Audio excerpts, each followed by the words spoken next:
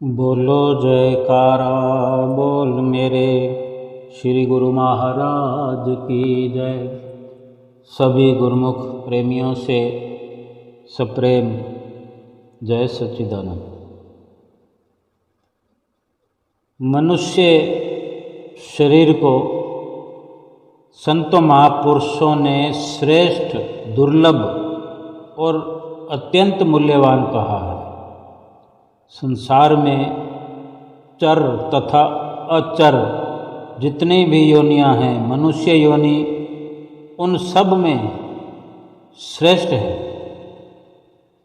इसलिए सभी जीव मनुष्य शरीर को प्राप्त करने के लिए लालायित रहते हैं, चाहना करते हैं मनुष्य शरीर की कि ये मनुष्य शरीर मिले, जिसके कारण भगवान की भजन बंदगी करके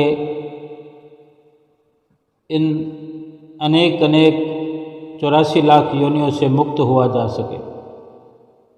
गरुड़ जी के प्रश्न करने पर कि सबसे उत्तम और श्रेष्ठ शरीर कौन सा है, गरुड़ जी ने काकभूषण से एक बार श्री रामचरितमानस उत्तरकांड में प्रश्न किया, सवाल किया। तब काकभूषणी जी ने उत्तर देते हुए कहा, नरतन सम नहीं कवनेव देहि, जीव चराचर जाचत तेहि। फरमाते हैं कि मनुष्य शरीर के समान संसार में कोई शरीर है ही नहीं। इसीलिए तो चर और अचर सभी जीव उसकी याचना करते हैं। इस मनुष्य शरीर को उत्तम और श्रेष्ठ इसलिए कहा गया है कि इसमें मनुष्य नाम और भक्ति की कमाई के द्वारा आत्मा की उन्नति कर सकता है। आत्मिक उन्नति करके अपने अंशी परमात्मा से मिल सकता है, अपने असली घर में पहुंच सकता है, जहां से ये जीव जन्मों जन्म से बिछड़ा भटका हुआ है। और सत्यता तो यह है कि इसी विशेष कार्य को करने के लिए ही जीवात्मा को ये मनुष्य जन्म प्राप्त हुआ है। इस कार्य को करने का उपयुक्त अवसर मनुष्य जन्म ही है। इसीलिए इस स्वर्णिम अवसर को प्राप्त करके मनुष्य का ये कर्तव्य हो जाता है कि नाम भक्ति की कमाई करके इस जन्म में ही अपने उद्देश्य की प्राप्ति करे। यदि इस मनुष्य जीवन को प्राप्त करके भी जीव ने ये कार्य न किया और गफलत में जीवन व्यतीत कर दिया, तो ये कार्य फिर कभी नहीं हो सकेगा। फिर पश्चाताप के अलावा और कुछ भी हाथ पल्ले नहीं आएगा। इसीलिए संत महापुरुष अपने हितप्रद वचनों द्वारा जीव को आलस की नींद से जगाते हैं और सचेत करते रहते हैं कि माया के लोभ लालच तथा मेरी तेरी में फंसकर मनुष्य जन्म का ये स्वर्णिम अवसर नष्ट न करो, बल्कि इस दुर्लभ समय का सदुपयोग करो। पूर्ण सतगुरु की शरण ग्रहण करके उनके द्वारा बताई हुई युक्ति के द्वारा अपने प्रत्येक श्वास में प्रभु का स्मरण करो। परलोक में साथ जाने वाला और मुख उज्जवल कराने वाला धन यही है। प्रभु के नाम की कमाई का धन, भजन बंदगी का धन यही परलोक में जाने वाला है। ये ही मुख उज्जवल करता है, मुख ऊंचा करता है। संसार के असत धन पदार्थ, झूठे धन पदार्थ ना तो आज तक किसी के साथ गए हैं और ना ही कभी साथ जाएंगे। श्री गुरु ग्रंथ साहब जी में वर्णन है, साथ न चाले बिन भजन, विखिया सगली छार, हर हर नाम कमावना, नानक ए धन सार। फरमाते हैं कि परमेश्वर की भजन भक्ति की कमाई के बिना संसार की और कोई भी संपत्ति, कोई भी प्रकार का धन, कोई भी वस्तु मनुष्य के साथ नहीं जाती। भजन भक्ति के अलावा बाकी सब कुछ मिट्टी के समान है, राख के समान है। विखिया सगली छार,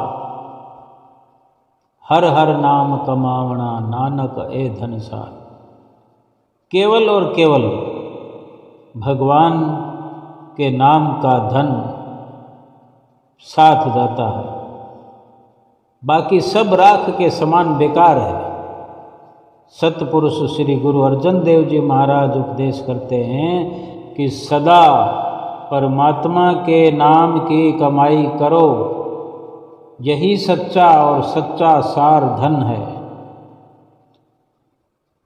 और परमात्मा की भजन भक्ति तथा नाम की कमाई का ये कार्य जल्दी से जल्दी करना चाहिए, क्योंकि जो भी प्राणी इस संसार में आया है वो संसार में थोड़े ही दिनों का मेहमान है, क्योंकि आखिर तो उसे इस संसार से एक दिन जाना ही है। इस संसार में जन्म लेकर भला ऐसा कौन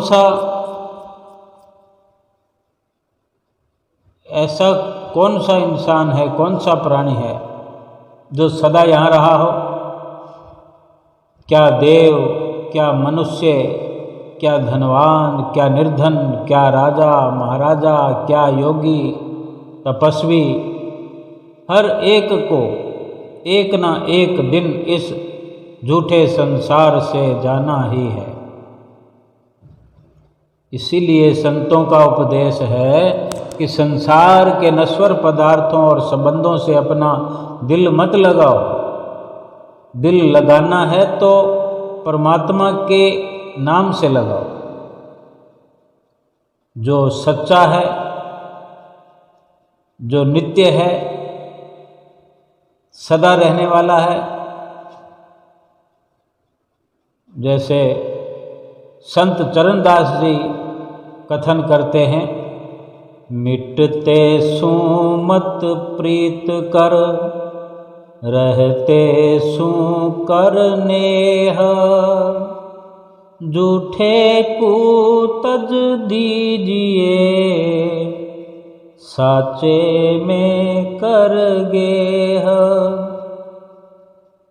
फरमाते हैं कि मिट जाने वाली अर्थात नाशवान वस्तु कौन सी है और सदा रहने वाली सत्य और नित्य कौन सी है, इस पर प्रकाश डालते हुए और फरमाते हैं, नश्वर ये संसार साधो, नश्वर ये संसार हो, नश्वर माता और पिता हैं, नश्वर घर की नार हो, नश्वर भाई, नश्वर बंधु, नश्वर सुत परिवार हो, नश्वर राजा, नश्वर प्रजा, नश्वर राज दरबार हो, नश्वर सोना, नश्वर चांदी, नश्वर महल द्वार हो, नश्वर हीरे, नश्वर मणियाँ, नश्वर साहूकार हो, नश्वर घोड़े, नश्वर हाथी, नश्वर रथ असवार हो, प्रभु नाम बिन सब है नश्वर, मन में देख विचार हो, कहे दासा ये तब सूझे जब मिले गुरु दातार हो। तात्पर्य यह है कि प्रभु नाम के अलावा सारा संसार ही अस्थायी है, क्षणभंगुर है, नाशवान है। मृत्यु सबके लिए अवश्यंभावी है। और जब ये एक अटल सत्य है कि संसार से एक दिन अवश्यमेव जाना ही जाना है, तो मनुष्य संसार में कुछ दिन का मेहमान ही तो हुआ। ये संसार उसका स्थायी निवास नहीं हुआ। इस संसार में हमेशा का ठिकाना तो नहीं हुआ ना। फिर संसार के असत और अनित्य पदार्थों और संबंधों में वह अपना मन क्यों अटकाए।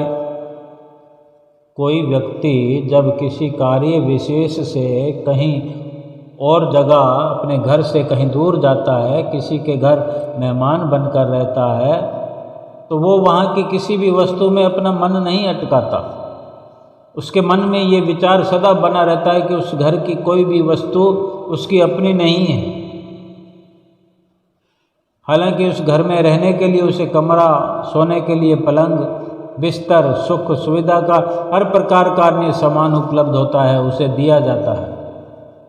परंतु इस बात से क्योंकि वो भली भांति परिचित होता है कि ये जो सामान उसे दिए गए हैं वो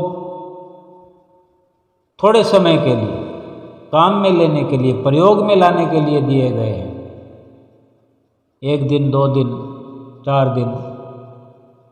इसलिए वो अपना चित्त उन सामानों में नहीं फंसाता। वो अपना काम करके, जिसके लिए वो वहाँ गया है, वो काम पूरा करके वापस अपने घर लौट आता है।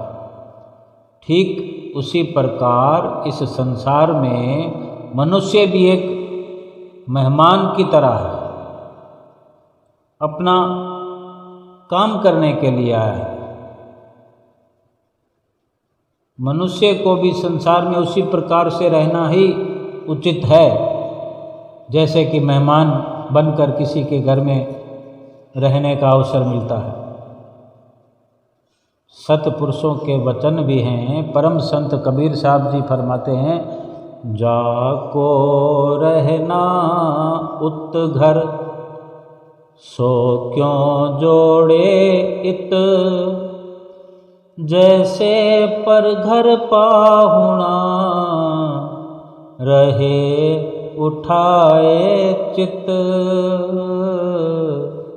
रहे उठाए चित। ये संसार जीव का, इस मनुष्य का, इंसान का असली घर नहीं है। कभी इस प्रकार का भ्रम इंसान, ये जीव अपने मन में न रखे कि मैं यहाँ सदा सदा के लिए ठिकाना बना कर रह पाऊँगा। ये असली ठिकाना नहीं है ये संसार। जीव का वास्तविक निवास स्थान तो परमात्मा का परम धाम है। इस जीवात्मा का असली ठिकाना परमात्मा का धाम है।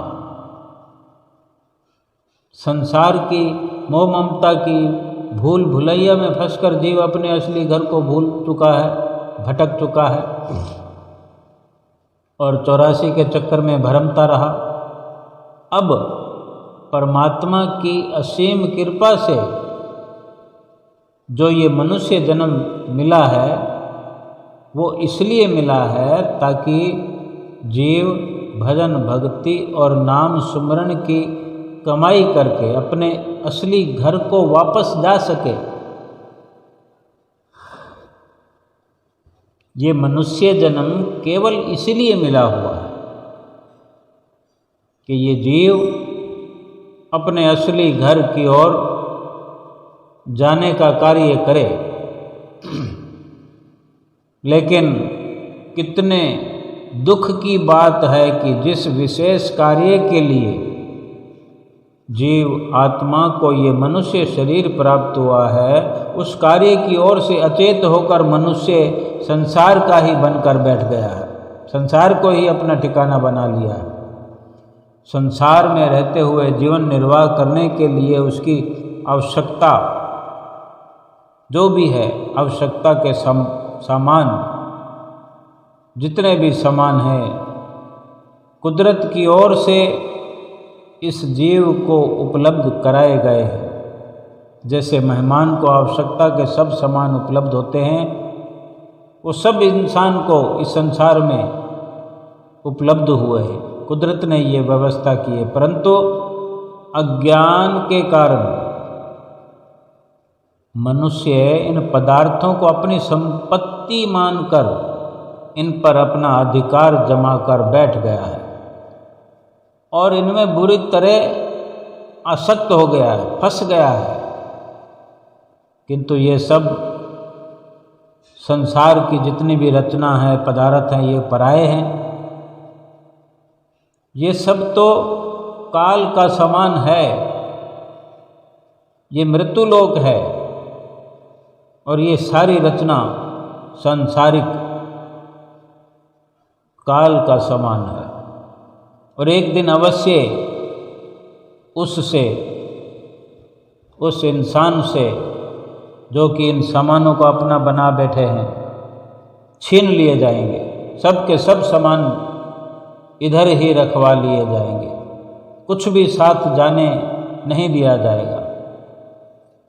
इसलिए इन पर अधिकार जमाने का प्रयत्न करना बहुत बड़ी भूल है और इस भूल का परिणाम भी मनुष्य को फिर भुगतना पड़ता है। कोई भी अगर जबरन किसी और के सामान को अपना बनाने का प्रयास करता है, फिर उसको भुगतना भी पड़ता है और सामान तो छीन ही लिया जाता है, जिसका होता है उसका ही रहता है। अव्वल तो देखने में आता है कि जिन सामानों को इंसान अपना समझता है, अपना हक जमा लेता है, अपना बनाकर उनसे आसक्ति करके उनमें फंसकर अपना चित्त फंसा कर बैठा हुआ है। होता तो यही है कि उसके देखते देखते ही जीवन काल में ही वो सामान उससे बिछड़ जाते हैं। परंतु जीवन भर अगर ये सामान मनुष्य के पास रह भी जाएं, तो भी अंतिम समय में, अंतिम श्वास में तो फिर इनसे बिछोड़ा होगा ही। जब वे हैं ही पराये तो इनका विछुड़ना, इनका दूर होना जरूरी है। किंतु मनुष्य अज्ञानवश क्योंकि इन पर अपना अधिकार जमा बैठता है, इन्हें अपना मानकर इनमें आसक्त हो जाता है, इनमें अपना चित्त फंसा लेता है। इसलिए जब ये पदार्थ उससे बिछड़ते हैं तो उसे दुख और क्लेश की अनुभूति होना भी स्वाभाविक है। जीवन काल में भी माया के ये पदार्थ कभी प्राप्त होते और कभी बिछुड़ते रहते हैं। इनमें आसक्त हुआ ये जीव, ये मनुष्य बार बार दुखी होता रहता है, परंतु अंत में जब ये पदार्थ सदा के लिए उससे छिन्न जाते हैं, तब तो उसको असहनीय कष्ट होता है। इतना दुख होता है जिसका वर्णन नहीं होता। इतना दुख होता है पदार्थों में, इन संबंधों में, रिश्तों में सुर्त फंसी होने के कारण। फिर नीच योनियों में भी इसको, जीव को नीच योनियों वाले शरीर धारण करके जन्म लेना पड़ता है। फिर उसे अनंत काल तक 84 के चक्कर में भ्रमण करते हुए नारकीय यातनाएं सहन करनी पड़ती है। मनुष्य की यही दुखपूर्ण दशा देखकर संतों महापुरुषों को दया आती है। वे चाहते हैं कि मनुष्य संसार में कमल के फूल की भांति निर्लिप्त होकर इस जीवन को सुख आनंदपूर्वक व्यतीत करे और अपना वास्तविक कार्य पूरा करे, जिसके लिए उसे ये जन्म मिला है, ताकि जब वो यहाँ से जाए तो उज्जवल मुख होकर प्रभु के धाम में जाए, जो कि उसका अपने असली घर है। जो अपना असली घर है, उस घर में पहुँचने की इसे चिंता करनी चाहिए। उस असली घर में जो मालिक का धाम इस जीवात्मा का असली घर है, वहाँ पहुँचने के लिए यत्न करना चाहिए। इसीलिए संत महापुरुष जीव को अपने सदुपदेशों द्वारा बार बार प्रमाद निद्रा से जगाते और उसे वास्तविकता का ज्ञान कराते हैं। संतों महापुरुषों का कथन है, संत महापुरुष फरमाते हैं कि बेशक संसार में रहने के लिए मना नहीं है, बेशक संसार में रहो, आवश्यकता अनुसार संसार के पदार्थों का उपभोग भी करो, हर सामानों का यूज करो, काम में लाओ, परंतु उन्हें अपना दिल मत दे बैठो। न रिश्तों में अपना दिल उलझाओ, न संसार के सामानों में, धन पदार्थों में कहीं भी अपना चित्त मत अटकाओ। अपना चित्त केवल प्रभु के सुमरन, भजन तथा नाम की कमाई में लगाओ। अपना एक श्वास भी भजन भक्ति के बिना व्यर्थ मत गंवाओ, क्योंकि ये शरीर सदा रहने वाला नहीं है। एक एक पल करके ये निरंतर मृत्यु की ओर ही बढ़ रहा है। इसलिए बुद्धिमान, विचारवान, समझदार वही विचारवान है जो पूर्ण सत्य गुरु की शरण ग्रहण करके उनसे युक्ति सीखकर भजन भक्ति की कमाई में लग जाए और आत्मिक उन्नति और आत्म कल्याण का कार्य करके इसी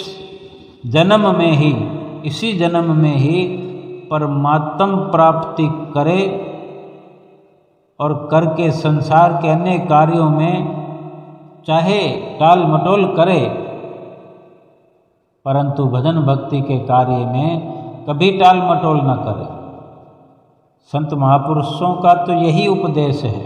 संत पलटूदास जी फरमाते हैं कि जैसे इंसान की इसी प्रकार की विचारधारा रहती है कि भगवान का नाम सुमरन, भजन भक्ति ये सब करने के लिए इंसान टाल मटोल करता है और संसारिक कार्यों के लिए रात और दिन लगा रहता है। संत महापुरुष आगाह करते हैं कि भजन आतुरी कीजिए और बात में देर जगत में जीवन थोड़ा, मानुष तन धन जात गोड़ धर करो निहोरा, कांचे महल के बीच पवन एक पंछी रहता, 10 दरवाजा खुला उड़न को नित उठ चहता, भज लीजे भगवान एही में भल है अपना, आवा गौन छुट जाए जन्म की मिटे कल्पना, पलटू अटक न कीजिए 84 घर फेर, भजन आतुरी कीजिए और बात में देर। यदि अब भी नहीं चेता इंसान, अब भी इंसान जागा नहीं, अपने कार्य में लगा नहीं, तो इस दुर्लभ और श्रेष्ठ जन्म को प्राप्त करके भी परमात्मा से मिलने का यत्न नहीं किया और संसार के पदार्थों और संबंधों में अपनी सुरती अटका ली, तो जीव को उसी 84 के चक्कर में फिर से जाना पड़ेगा, जहाँ से वो अत्यंत कठिनाई से छुटकारा पाकर मनुष्य शरीर में आया है। एक बार फिर ये स्वर्णिम समय हाथ से निकल गया तो लाख प्रयत्न करने पर भी फिर ये अवसर मनुष्य जीवन का हाथ नहीं आएगा। इसलिए अभी से सचेत हो जाओ और प्रभु के नाम और उनके ध्यान में सुरत को जोड़कर मनुष्य जन्म के इस दुर्लभ और अनमोल समय का पूरा पूरा सदुपयोग करो। किंतु सुमरन ध्यान की सही विधि समय के पूर्ण सतगुरु से ही प्राप्त होती है। इसीलिए उनकी शरण ग्रहण करना जीव के लिए अत्यावश्यक है। यदि सतगुरु की शरण ग्रहण कर ली, शरण ग्रहण करने के बाद उनकी कृपा हो गई, तो समझो सब काम बना बनाया है। सतगुरु की कृपा का वर्णन करते हुए संत वंझन साहिब जी कथन करते हैं, लाख यतन का एक यतन, सो वंझन दियो बताए, जो सतगुरु कृपा करे, सभी बात बन जाए, सभी बात बन जाए। मन है जो जीव को इस मार्ग से भटकाता है और भरमाकर माया की ओर ले जाता है। इसलिए कहा गया है कि मन सम सर्व शत्रु नहीं, गुरु समान नहीं सज्जन। फरमाते हैं कि मन के समान जीव का कोई दुश्मन नहीं है और सतगुरु के समान कोई हितैषी, कोई सज्जन नहीं है। इसीलिए समय के पूर्ण सतगुरु की शरण ग्रहण करके, उनके चरण शरण ग्रहण करके नाम भक्ति की कमाई करनी है। संसार में अपनी सुरती न अटकाकर अपने सुरत प्रभु के ध्यान में लगानी है। आवागमन के चक्कर से छुटकारा प्राप्त करना है और अपने असली घर प्रभु के धाम में पहुंचकर परम सुख और दिव्य आनंद की प्राप्त करनी है। इसी में मनुष्य जन्म की सफलता है, सार्थकता है। भला कोई समझदार विचारवान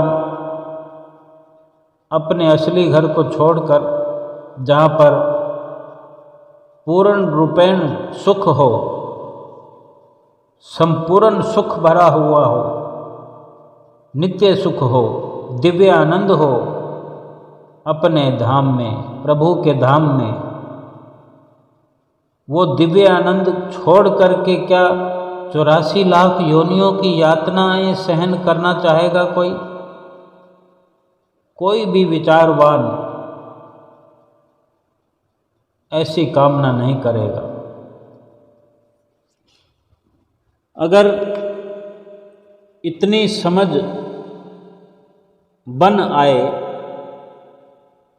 इतना अपने आप में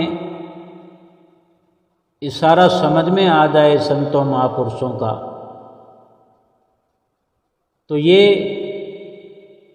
जो सुरती है संसार में फंसाने, संसार में अटकाने के बजाय भगवान के, प्रभु के सुमरन में इस सुरती को जोड़कर मनुष्य जन्म का अनमोल लाभ प्राप्त करना चाहिए।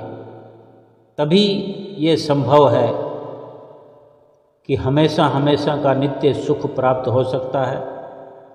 अपना जो प्रभु का धाम है, इस जीवात्मा का जो असली ठिकाना है, वहाँ पहुँचा जा सकता है। अगर मालिक के धाम में पहुँचना है तो मालिक के धाम में पहुँचने वाले रास्ते पर चलना पड़ेगा। अपनी मन मर्जी से तो कितने प्रयास किए, 84 लाख योनियों से छूट नहीं पाए। अब जब मनुष्य जीवन मिल गया प्रभु की कृपा से, कितने ही जन्मों के थोड़े थोड़े पुण्य कर्मों के एकत्र होने से ये दुर्लभ जन्म की प्राप्ति हो गई, मनुष्य जीवन की प्राप्ति हो गई। इसी जन्म के अंदर ये कार्य हो सकता है कि जीवात्मा अपने निज धाम को पहुंच सकती है, अपने मालिक अंशी परमात्मा से मिल सकती है। फिर क्यों सुरत संसार में अटकाना, क्यों संसार को अपना ठिकाना बनाना, क्यों नहीं सतगुरु की शरण हासिल करके सतगुरु को ही अपना हितैषी जान के उन्हीं के नक्शे कदम पर चलकर, जो कि हमारी जीवात्मा को निज धाम परम धाम पहुँचाने के लिए हमारा हाथ पकड़ कर ले जाने के लिए हर वक्त तैयार है। कौन ऐसा कम अकल हो, कौन ऐसा कम अकल होगा जो ऐसे स्वर्णिम दुर्लभ अवसर का लाभ नहीं उठाएगा। और अगर इस बार भी मनुष्य जन्म को पाकर भी ये गफलत जीव से हो गई, लापरवाही हो गई, फिर सदा सदा के लिए नारकीय जीवन को भोगता रहेगा, रोता कुर्लाता रहेगा, बार बार दुख उठाता रहेगा, थोड़ी सी लापरवाही के कारण। थोड़ी सी लापरवाही से, लापरवाही थोड़ी सी इतनी है कि जिस चित्त को भगवान के साथ जोड़ना है, भगवान के नाम से जोड़ना है, उसको संसार के साथ जोड़ लिया।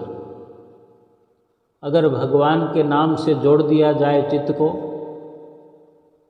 तो भी संसार तो मिला हुआ है, संसार के सामान भी मिले हुए हैं, मिलते रहेंगे।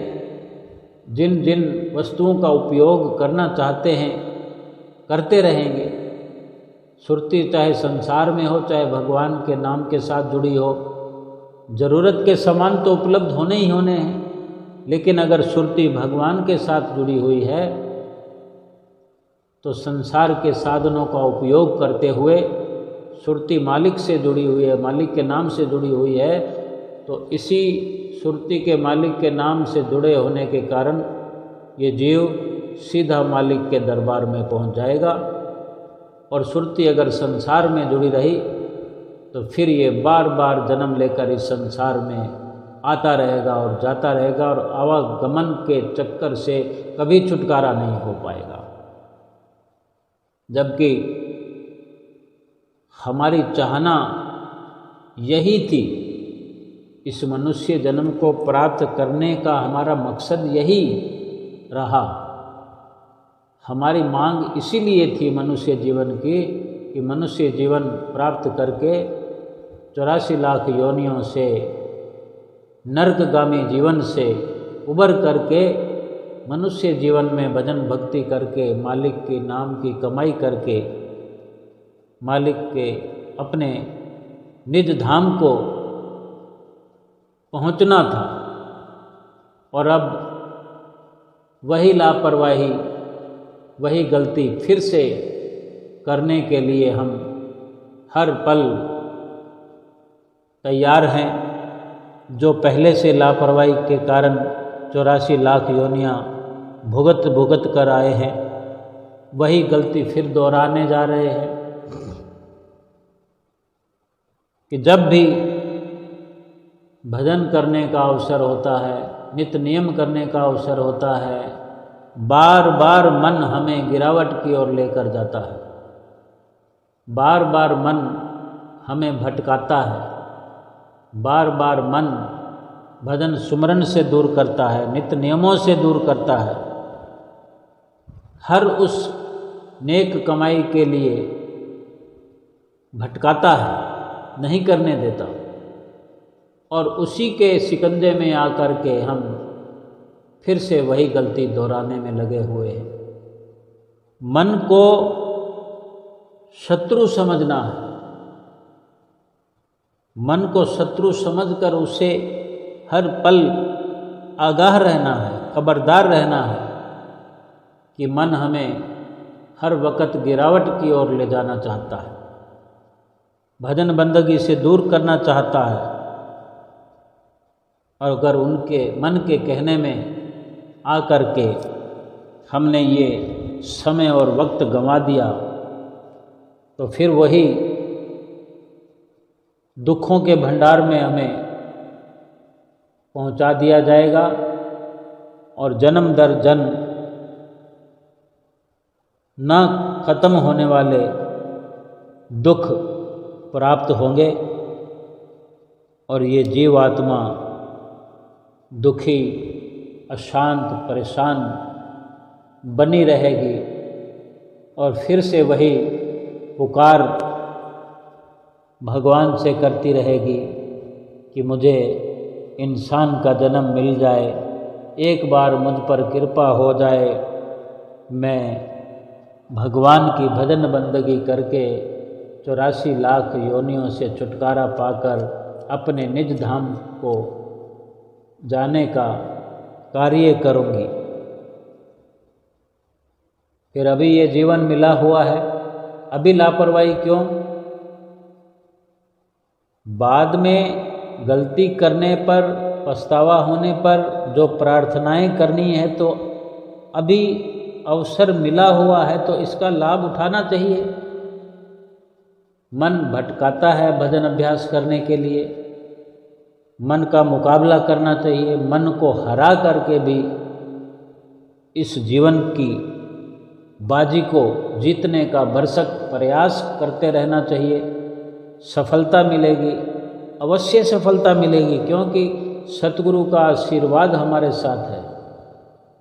सतगुरु का साथ मिल जाए, सतगुरु की रहमत हम पर हर वक्त बनी हुई है। सतगुरु कभी भी अपने शरण में आए हुओं को अथक प्रयास करके भी अपने साथ निज धाम में लेकर जाते हैं। लेकिन हम न तो मनुष्य जीवन की कदर करें और न ही 84 लाख योनियों से छूटना चाहें, न ही मन की गुलामी से आज़ाद होना चाहें। लगातार मन के कहने में आकर मन की गुलामी में अगर लगे रहेंगे तो मन तो अपना कार्य करेगा ही, जिसका हमें बहुत बड़ा नुकसान भुगतना पड़ेगा भी और अभी भी नुकसान ही भुगत रहे हैं। अगर चित्त संसार में जुड़ा हुआ है तो आज भी दुखों का ही सामना हर पल हो रहा है, हम कर रहे हैं। दुखों का ही हमारे जीवन में बोलबाला है, दुखों के अलावा कुछ नहीं है हमारे जीवन में। अगर चित्त सुरती प्रभु के नाम में जुड़ी नहीं है तो दुख ही दुख हैं, आज भी दुख हैं और यहाँ से जाते वक्त भी दुखों का बहुत बड़ा पिटारा साथ में लेकर जाएंगे। 84 लाख योनियों में यही दारुण दुख रह रह कर हमें तड़फाएंगे, दूर दूर तक कोई हमें बचाने वाला नहीं होगा। लेकिन आज अभी बहुत डट कर अगर मुकाबला मन से करते हैं, सच्चे सुख के लिए, नित्य सुख के लिए, आनंद के लिए, सतगुरु के बताए हुए रास्ते पर चलते हैं और पूरा प्रयास करते हुए, पूरी मेहनत करते हुए सतगुरु को अपना हितैषी मानकर, सतगुरु को अपना सज्जन मानकर उनके कहने पर चलते हैं, उनके रहनुमाई में चलते हैं, उनके जो दिशा निर्देश हैं अपने जीवन में उनको उतारते हैं। जो भी उनके इशारे हैं उन इशारों पर पल पल करके चलते चले जाते हैं तो एक दिन वो बहुत बड़ी सफलता हमें प्राप्त होगी। ये जीवन सफल होगा। ये जीवन सफल होने का मतलब ही यही है कि हम जिस मकसद से इस मनुष्य जीवन में आए थे, जिस कारण से मनुष्य जीवन की प्राप्ति हुई थी, वो मकसद हमने पूरा कर लिया। जिस कार्य को करने के लिए मनुष्य जन्म की हमने मांग करी थी, हमारी मांग को स्वीकार करके प्रभु ने दया करके हमें ये मनुष्य जीवन बख्शा। वो कार्य हमने इसी जीवन में पूरा कर लिया। उसी को ही जीवन सफल होना कहा जाता है। जीवन उसी का सफल है जिसने इस जीवन में आके अपना असली कार्य कर लिया, अपनी जीवात्मा को परमात्मा से मिलाने का कार्य कर दिया। ये बहुत बड़ी सफलता इस जीवन की है। ये बहुत बड़ा लाभ है इस जीवन में, जो कि 84 लाख योनियों से, नारकीय जीवन से हमेशा हमेशा के लिए छुटकारा प्राप्त कर लिया और सतगुरु की प्रसन्नता प्राप्त कर ली। जीवात्मा हमेशा हमेशा के लिए खुशहाल होकर, सुख रूप होकर, अपने अंशी परमात्मा से एकाकार होकर के अपने निज धाम, अपने परम धाम में पहुँच करके हमेशा हमेशा के लिए सुख रूप बन करके अपना ये जीवन सफल हो गया। और यही मनुष्य जीवन का लक्ष्य था जो पूरा हो गया। बोलो जयकारा बोल मेरे श्री गुरु महाराज की जय।